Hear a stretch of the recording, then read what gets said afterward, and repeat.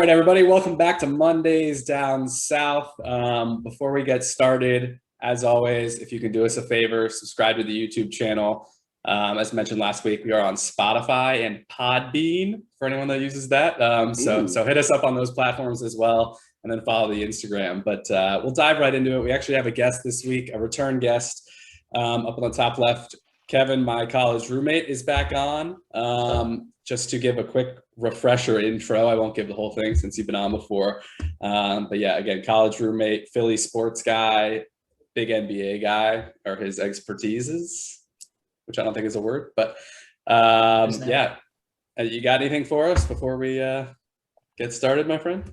No, just ready to dive in some Carson Wentz and talk a little bit Kyrie Irving. It's my favorite subjects to talk about with the side, man. It's really about it. Hey, dude, this is why I love having Smicky on, man. We get to get a little Philly nonsense up in here. All these savage Philly fans. We got to have them represent every now and then of course NBA, man. I love when Smicky's on for a little NBA talk because as you guys have heard from previous podcasts, we can go for hours, man. So we'll try to dial it down, but we'll see what happens. Also, to our fans, I'd like to apologize for my unprofessionalism. I haven't had time to eat, so you'll see my chopsticks, you'll see my salad, you'll see my sushi. And you'll see my Thai iced tea over here while I dine away during this podcast. I'm unapologetically going to be enjoying my food while we talk about sports. So no worries. We might need to start doing like a mukbang or whatever they call it. Like those YouTube food sessions while we talk about sports. Yeah, we'll put it in the title. We'll put it in the title. Mondays Down South / mukbang. I love it. I love it. My favorite part is that it's one thing to be eating, which is no problem at all, but like you have soup, sushi, and like soup has got to be the worst possible food to have while podcasting. Can't think of anything worse. Literally can't think of anything worse. We'll be slurping on air and stuff, dude. That's a pretty sushi tray, though. If I do say so myself. That is nice.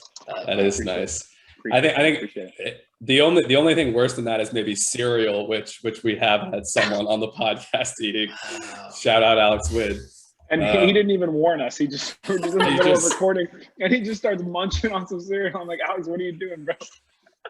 It was morning time in his defense, but I actually have an ice cream cone over here too, so I just want to pull that out when we get started. Yeah. Might as well, man. Lock it and load it. Yeah. But we'll jump into it. Let's do it. I've got a quick hot take. I've said it before, but I want to say it again because I'm genuinely fired up.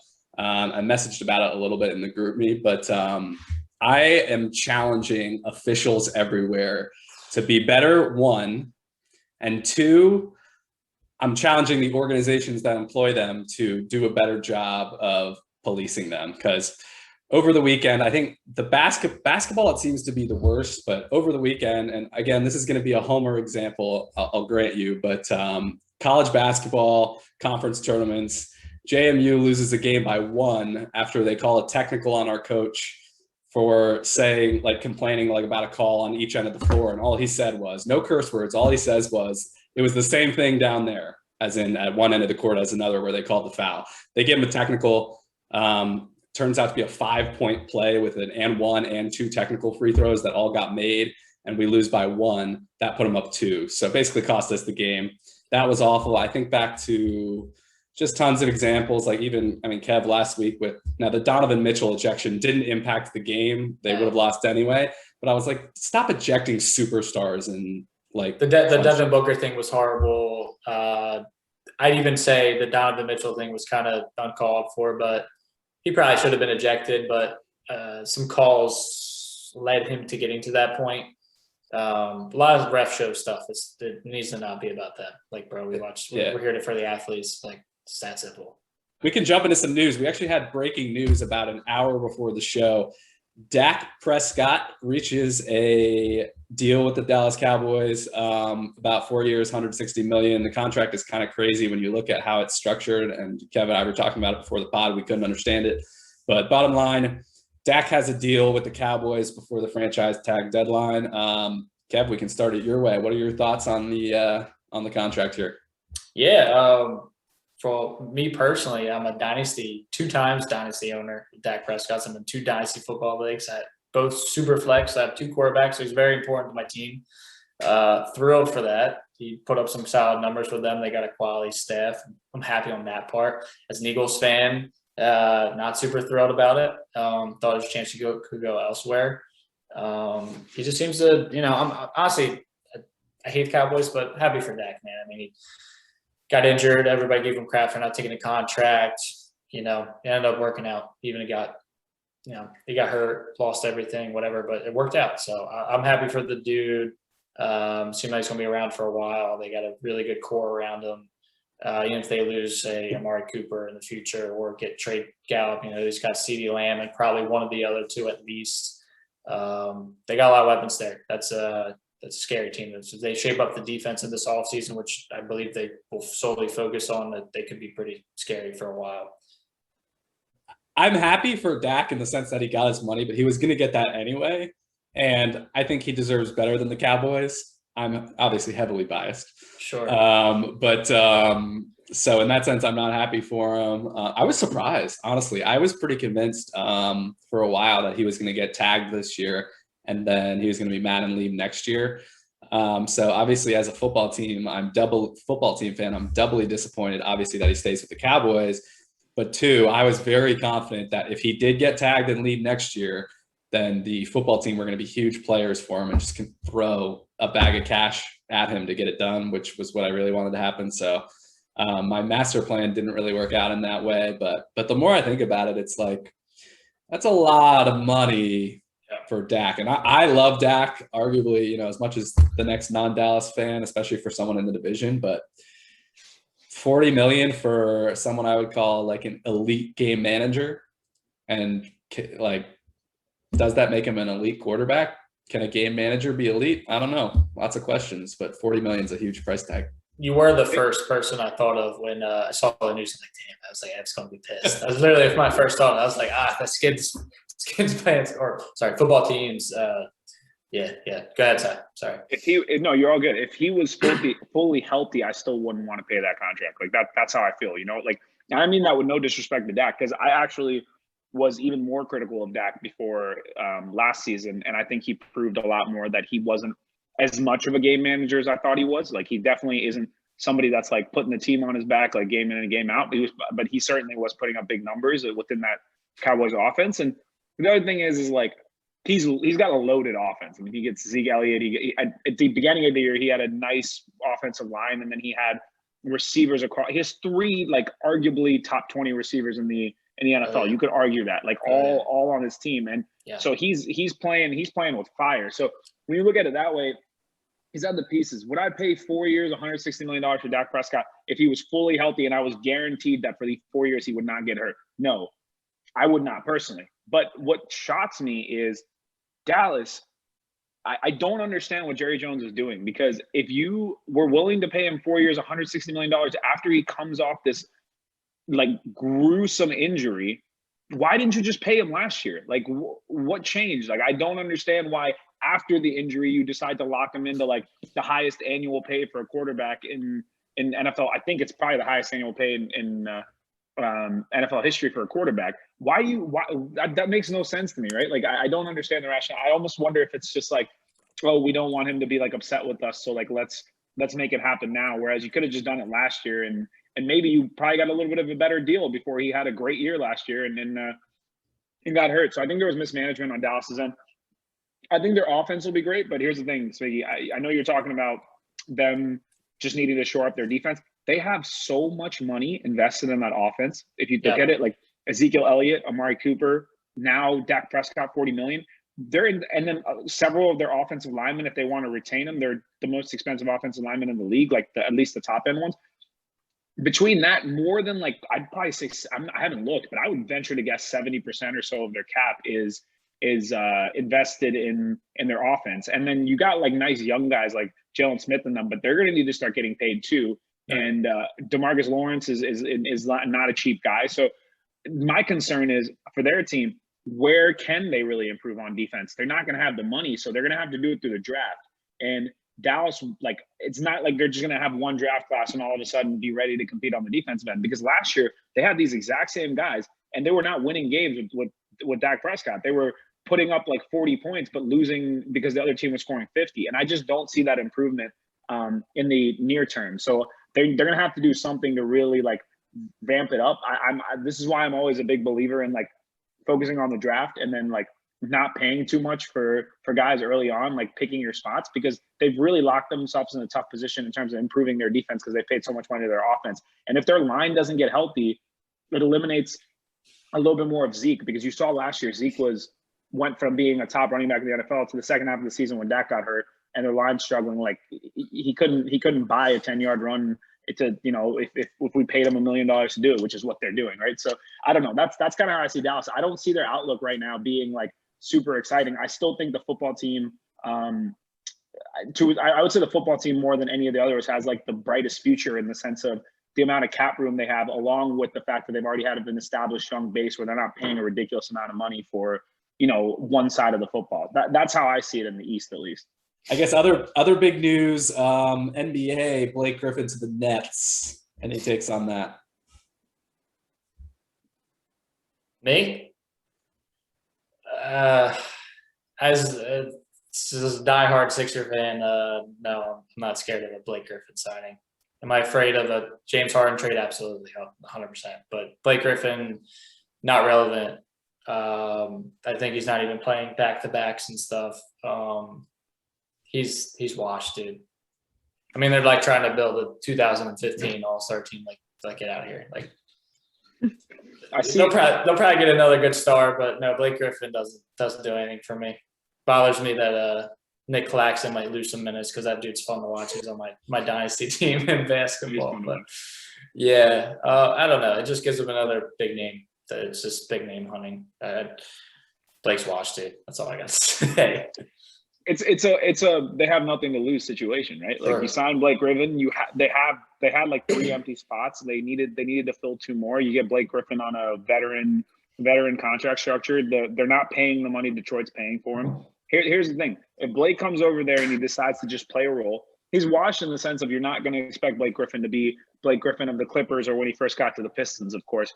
But also, I would say his last couple of seasons between injuries and playing with Detroit, he's had zero motivation to really be like putting in the effort that he might be able to put in on this team. And my big thing for them signing Blake Griffin is they want to run that small ball lineup.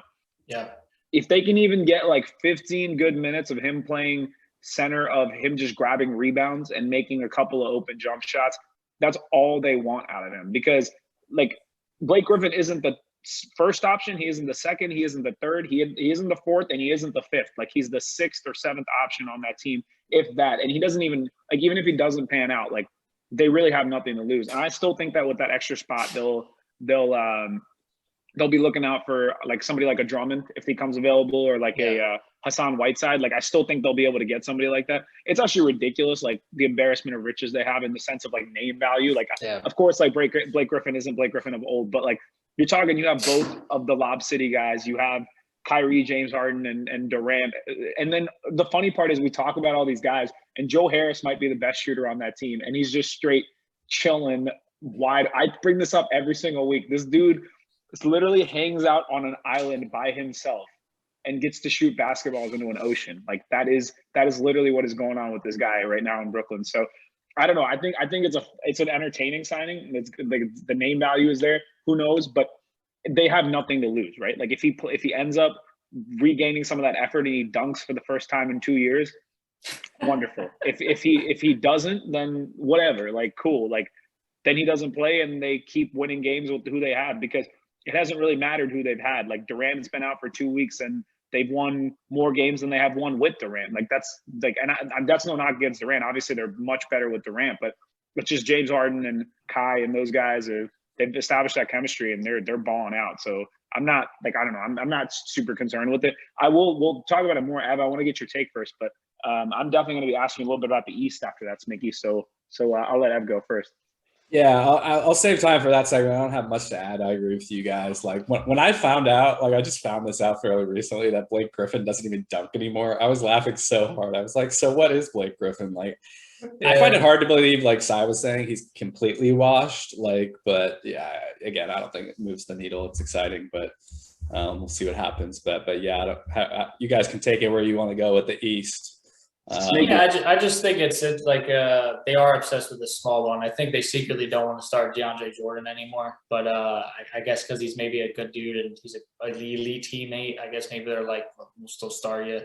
Like I said, even Nick Claxton's he's on like a minutes restriction right now. But seriously, that dude probably should be starting. That's the dude's. He's good, man. He's really good. I don't know. I think they do want to start DeAndre, and I think it's fine to start him at the beginning of the game. I think their main point is they don't want to end games with DeAndre on the floor because he still does have like a little bit of rim protection. He still does grab boards early in the games. It's just by the end of he just can't play the minutes that he used to play, and he obviously isn't as athletic. He brings a little bit of value. I mean, as a guy who watches every single Nets game, every single chance that he gets, I literally have league pass to watch the Nets. Like I will say Jordan, I think gets a little bit more criticism than he deserves, but I also fully agree that like he's not somebody that I want as a starting center, closing out games for me, right? Like I think he fills a role that they need for small portions of time, and I still think he's more valuable than Blake Griffin personally in the sense of what he can bring to the team. Yeah, so I mean, a rim protector, especially with that team, that's very impressive or important. I mean, probably the worst defensive front or backcourt in the history of basketball, honestly. Seriously, like between Harden and Kyrie, I don't think it could really get much worse. So you need people on the back end. I mean, it's not a bad idea. The thing that intrigues me most about the Nets is they're literally this offensive juggernaut that we've never seen, like borderline.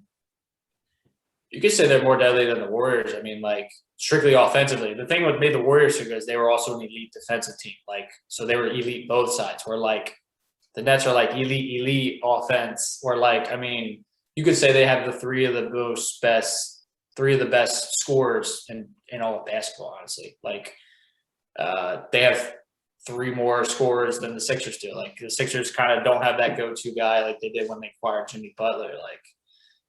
Three of those dudes can get a bucket when you need it. They're there for a bucket. I mean, but the thing that scares me is like defensively, like when the game slows down, like they're just going to get outscored. It's not a bad. If anybody were to, I'm saying like if it comes down to it, that would be the three guys I trust to outscore anybody else in the league. But it's really it's putting a lot of pressure on Kevin Durant. He's literally like going to have to guard the best player on every team, like, and also be the best player, which usually is not super ideal. Jeff Green, like playing some pretty legit minutes, and Joe Harris. It's an interesting thing. Like I'm so intrigued to see how it turns out. Like they could walk to a title. They could also just like flop, man. It's just like I'm so curious to see them defensively. Like. That's my main worry with them, for sure. Who do you think wins the East? Give me your honest reaction. I want to know. Probably them. The thing is, I haven't seen it yet. Like, the Sixers haven't played – we played them, but Kyrie and Durant were out. I was actually more critical than everybody else around here. Even though, like I said, diehard fan, but it's just – some reason I wasn't buying this year. I don't know if it was I got let down so bad last year. I was like hesitant because I was like last year I was like, yeah, this is I don't know why, but I was like, this is the team. This is the team. And I was so wrong. Like we were horrible. Like I mean we were pretty good. But it just didn't work. And I'm just like, well, Morey comes in to get Seth Curry, gets Dan Green, which was great moves. But I just feel like we were just very, very good. I never thought we were like that legit team, but now Joel Embiid's playing like legit, like the league MVP. And honestly, that might be all we need. Like, there's no other player like him in the NBA. I mean, the dude is not only like, he's turned into like absolute clutch as hell. Like, I mean, I've watched the dude every game the dude's had his entire career. I watched him at Kansas. Like, I stalked him at Kansas. I was like, this is the dude. And it blows my mind because this is the player I always thought he could be, and people thought I was crazy. Like this is literally who I thought he would be. Like, but I didn't think he would be this good. And I thought I was probably higher on him than anybody. And he even said himself last game press conference. He was like, I didn't think I would be this good offensively. I knew I could be this good defensively. I did not know. I mean, he's averaging over 30 points per game. He's second in the league. It just seems like if he is healthy and clicking. He's always going to be the best player on the court. I think, even if you're playing to Kevin Durant, which is something I never thought I would say. I'm just like, I wanted to tweet out, like, I'm blessed to watch Joel Embiid every night. Go ahead, side. If you take I just really wanted to touch on Joel Embiid. If you take Joel Embiid and you put him in the 90s and you take away his jump shot, right, and you just put him in the 90s as purely a 90s kind of center, he would be the second best center in the league. Or late 90s, early 2000s. He'd be the second best center in the league, maybe third best, right next to Shaq and Tim Duncan, without the jump shot. Yeah, so exactly. You take that old school game and you add defensive player of the year abilities on the defensive side, add offensive player of the year abilities, literally just as a rim, like a guy who's got post moves for days, with like finesse for days, like fundamentals, insane athleticism.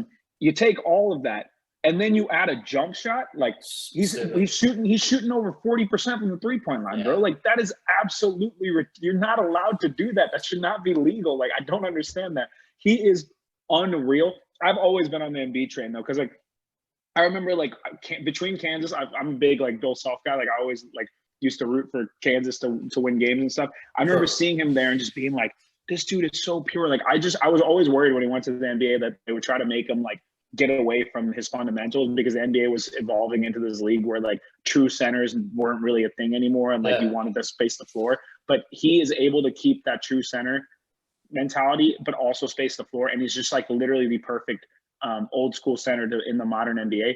And he truly like deserves to be top 2 to 3 in the MVP conversation. I don't know if he'll win it.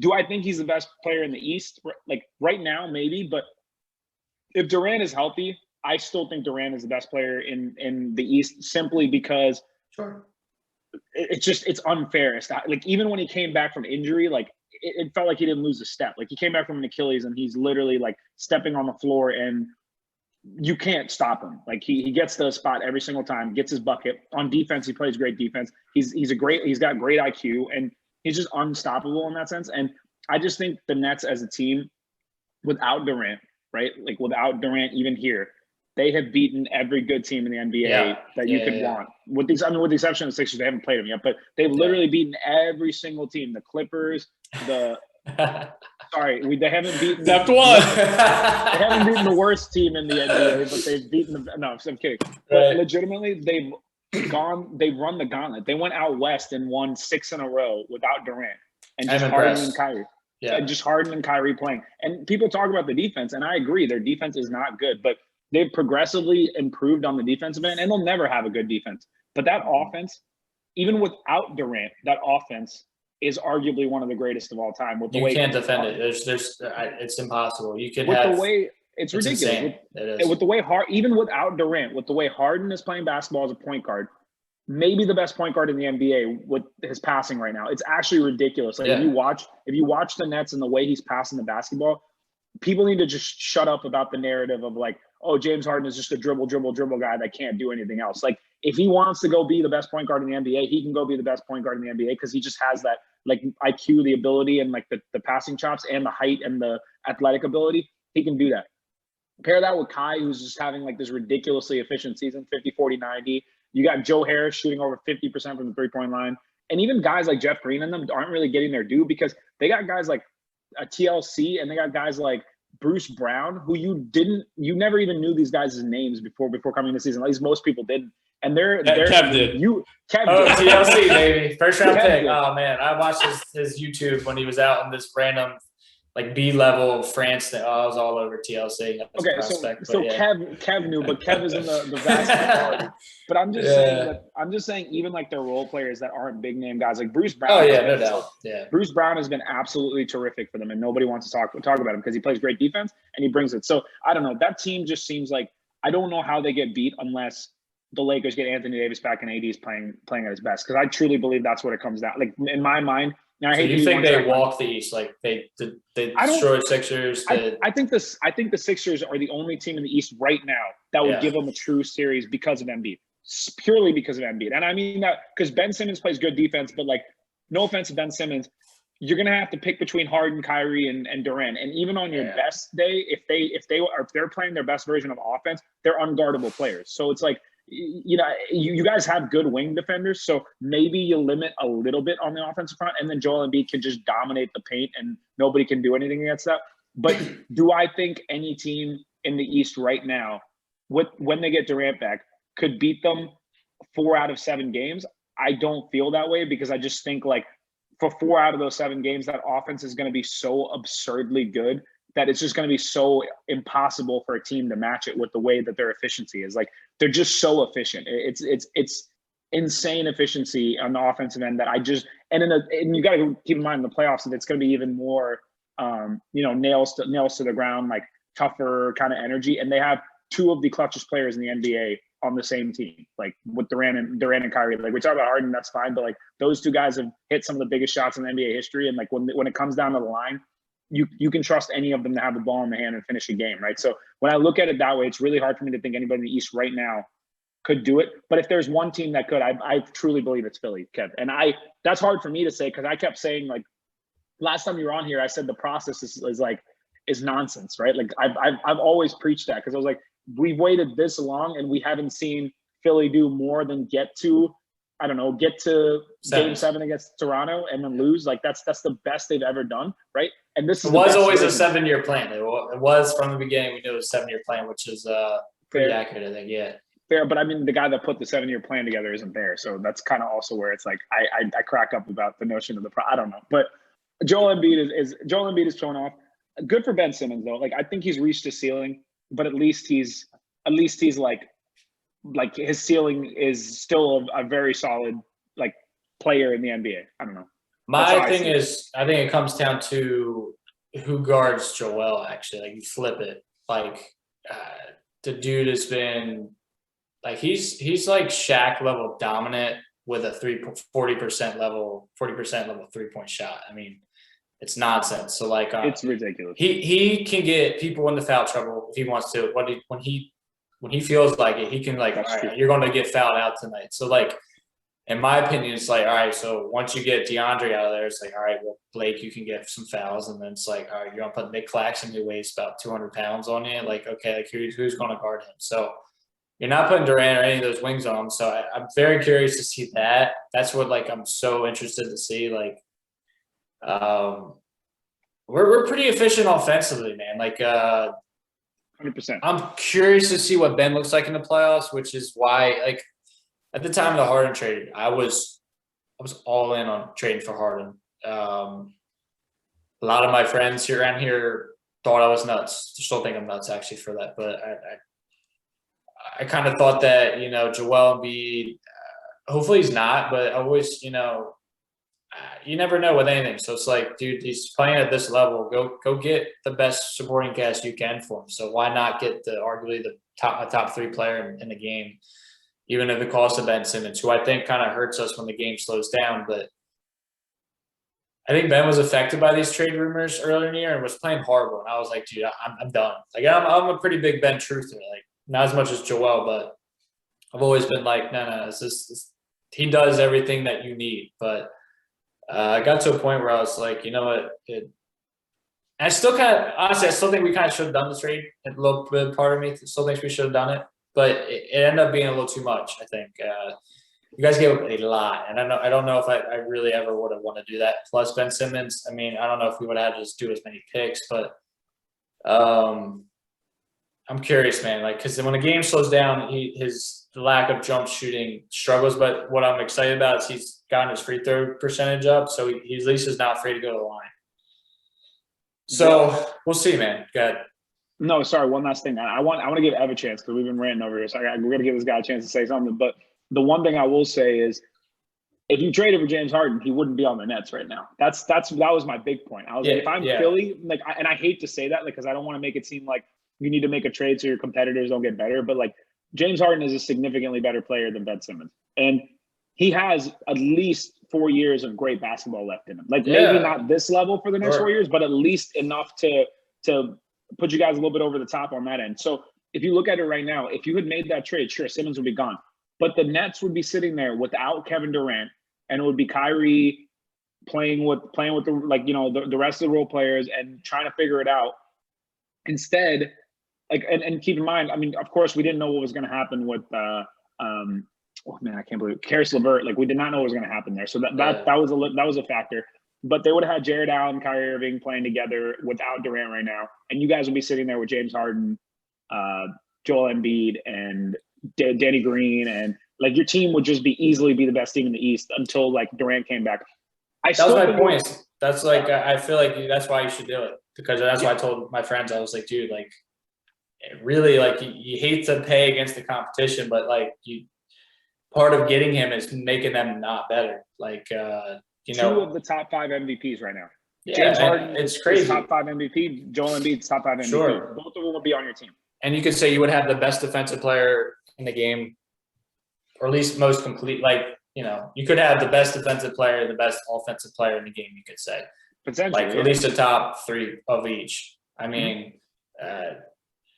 it's the perfect pair, perfect combo. I mean, Ben and Joel work for sure, but I don't think there's a better combo than James Harden and Joel Embiid, which pains me. I'll never see it, but I don't know. It's just kind of, you know, if we were to make a move for a big splash for like a better player like a Zach LaVine or a Bradley Beal, which neither of those I don't think are going to happen, but if something like that were to happen, like that we have to trade Ben Simmons for, they're not like a point guard. Like they're a combo guard or like a secondary guard.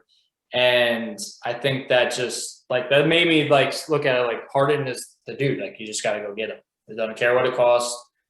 Win a title. You're probably gonna have a 3-year window. You could win 3 championships with it. So I thought that no matter what the cost was, it would have been worth it. But when I saw what happened, I was like, usually when these trades happen with stars, it's like, oh, that's all they got. Like Paul George trade sticks out my mind. Like that's all I got. Like that's all Indiana got. Like stuff like that. But I don't know. For some reason, this offseason, like Drew Holiday got traded for so much, and I was like, that's absurd. And it seemed like that set the bar. And it's like, well, if you want to start like this, it's going to cost 3 firsts, 2 swaps, and then 2 of your best young players. So I'm like, so they wanted Simmons, Maxey, either Shake Milton or Thibault. I heard it actually was Thibault, Simmons, and Maxey, and then like 3 firsts and maybe something like that. I'm like, you're already like, yeah, you're going to have a great starting lineup, but I don't want to be this like team filled of just minimum bench players. Like, I don't know.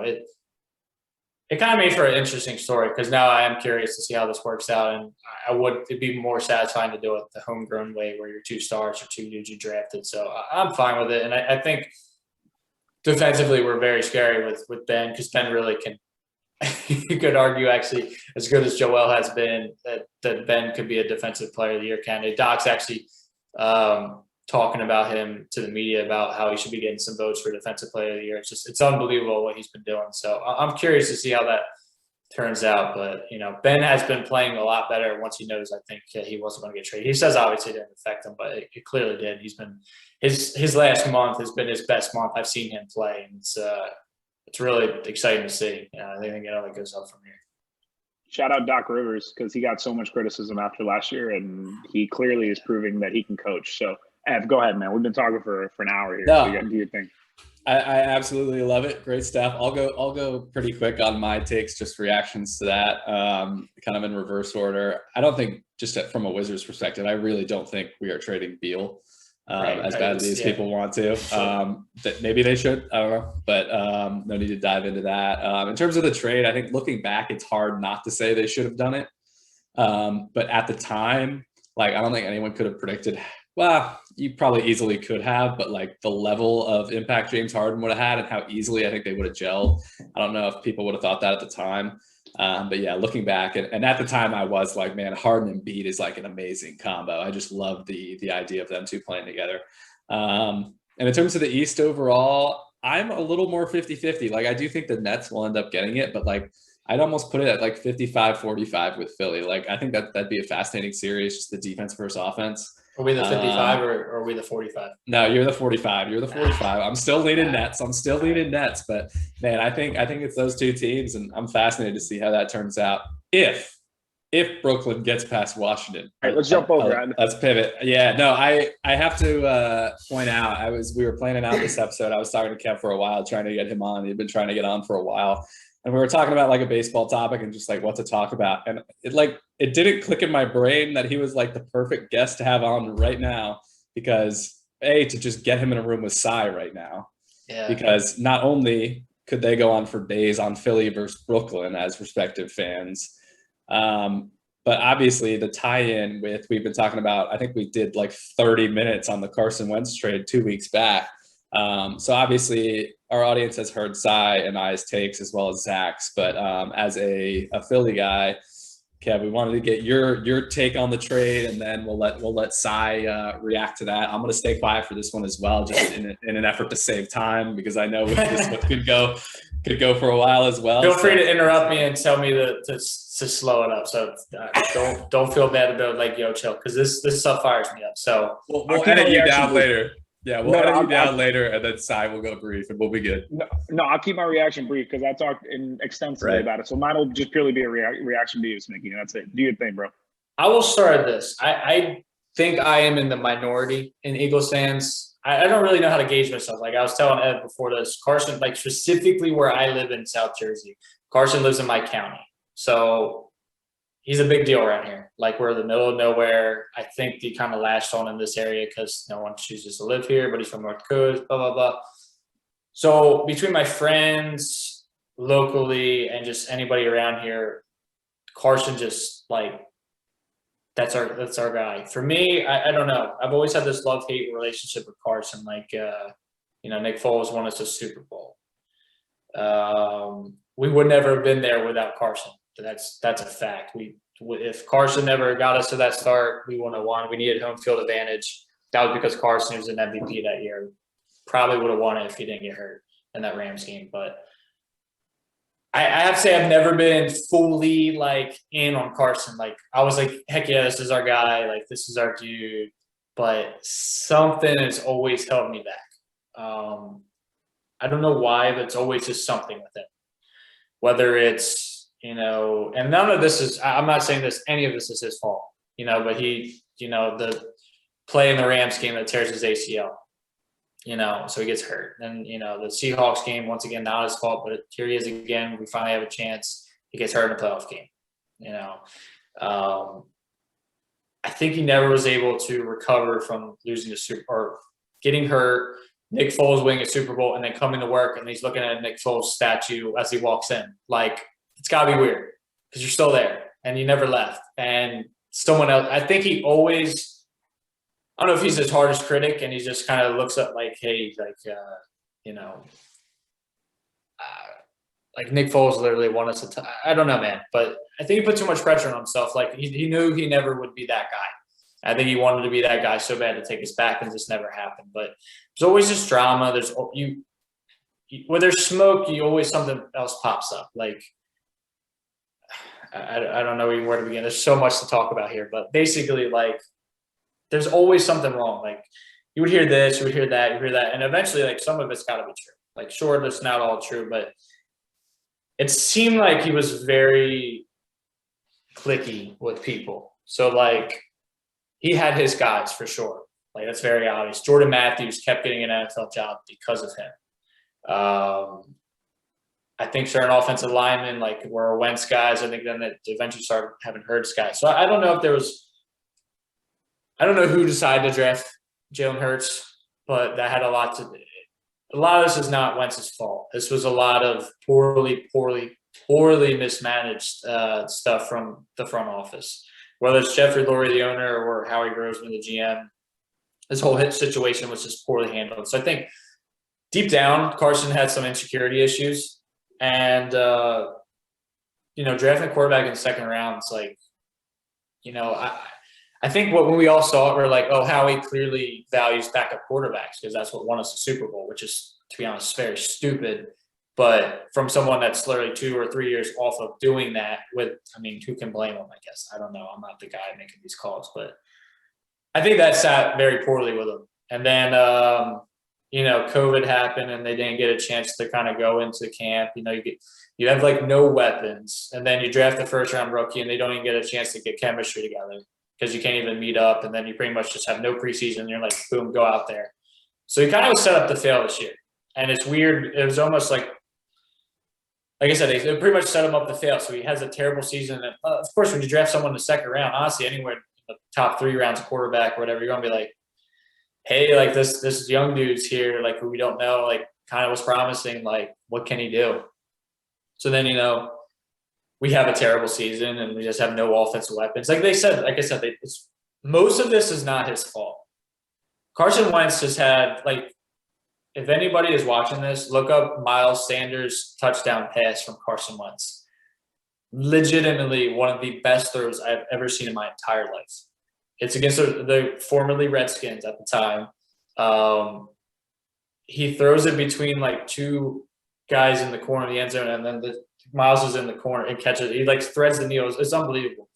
Dude's arm talent just is unbelievable. Mentally, I think he has some serious issues. I don't know if it's a cockiness, thinking that he knows more than the coach. I don't know if it was Doug's issue. No one really knows whose fault it was, but now everybody's calling him. We'll never know. It's just very strange. I don't know if his presence just kind of it's strange. The Eagles are so poorly mismanaged. It's infuriating, but it sucks that Carson, I feel like, never got a legitimate chance. But like I said, it always ended up being something. I told my buddies the other day, I'm legitimately relieved that he is gone. I know we're probably going to suck next year, and I don't think Jalen Hurts is the guy. I really don't. Do I think it's worth seeing what he has? Sure, absolutely. See what it has for a year, and then if you suck, worst case, you have a high draft pick, and then you go from there. But it just sucks. It needed to end. It really did. It was over. Too much. We needed a break. He needed a break. We needed a break. Everybody just kind of needed it. It worked out. I was mad at the return at first. I thought it was ridiculous, but after thinking about it, I was like, what leverage did we have? Like, we as the Eagles, you're basically trading for a backup. It was pretty obvious that we wanted Hurts as the guy. And,